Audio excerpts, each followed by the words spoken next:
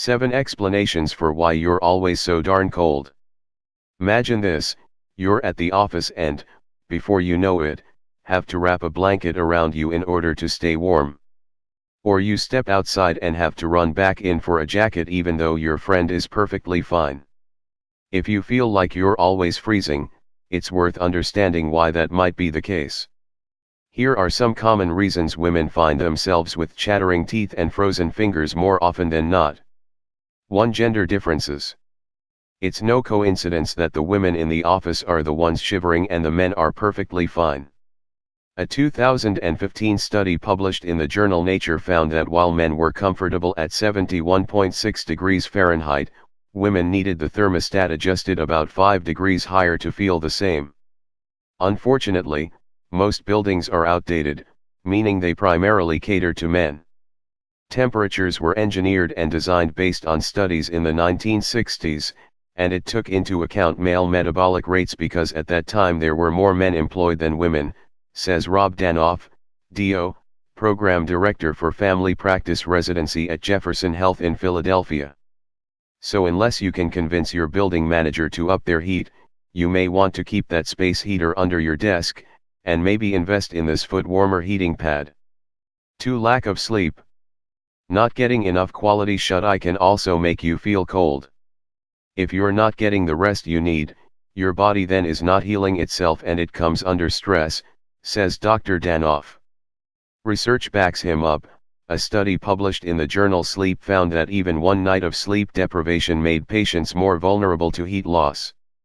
Doctors aren't quite clear on how or why the body's thermoregulation changes during sleep, they just know that it does, but you may be able to stop your shivering by simply getting more Z's. 3. Medications. If constantly feeling cold is new, take a look at your medicine cabinet. Some stimulants can make your hands and feet feel cold due to poor circulation in the extremities, says Dr. Danoff. Certain blood pressure medications, like propranolol, can have a similar effect, according to the Mayo Clinic. Bring up your symptoms at your next doctor's appointment, as they may be able to suggest an alternative option. 4. Raynaud's disease.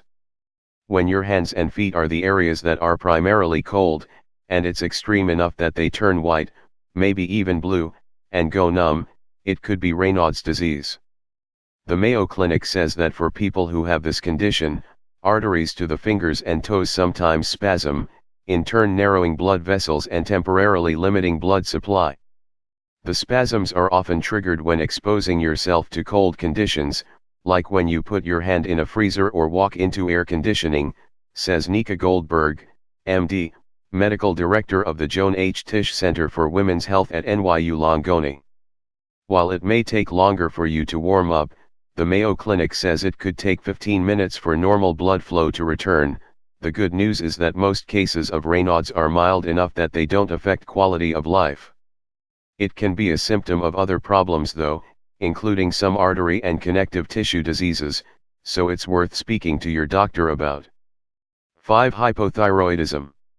If you truly feel like you're cold way more than others, Nilam Patel, MD, an endocrinologist at Adventist Health White Memorial in Los Angeles, says it's likely your doctor will want to check for hypothyroidism, a condition that develops when your thyroid doesn't produce enough hormones to regulate your body temperature.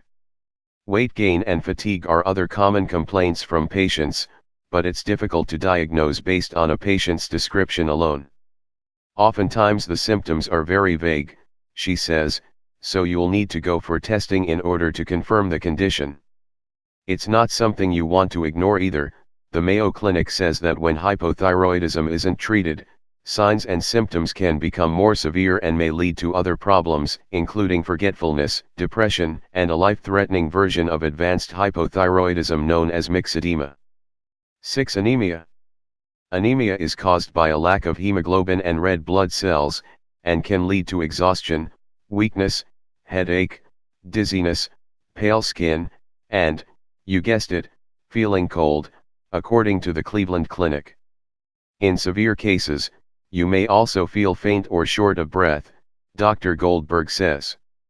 While iron gets most of the attention when it comes to anemia, the disease can also result from not being able to absorb enough B12 or folic acid. This is definitely not something you want to mess around with, and your doctor can confirm the disease with a simple blood test. 7. Inadequate nutrition. On a more macro scale, if you're not getting enough daily nutrition, like when someone struggles with an eating disorder like anorexia or bulimia, for example, this can also lead to being cold. Your body is going to be in conservation mode, Dr. Patel says.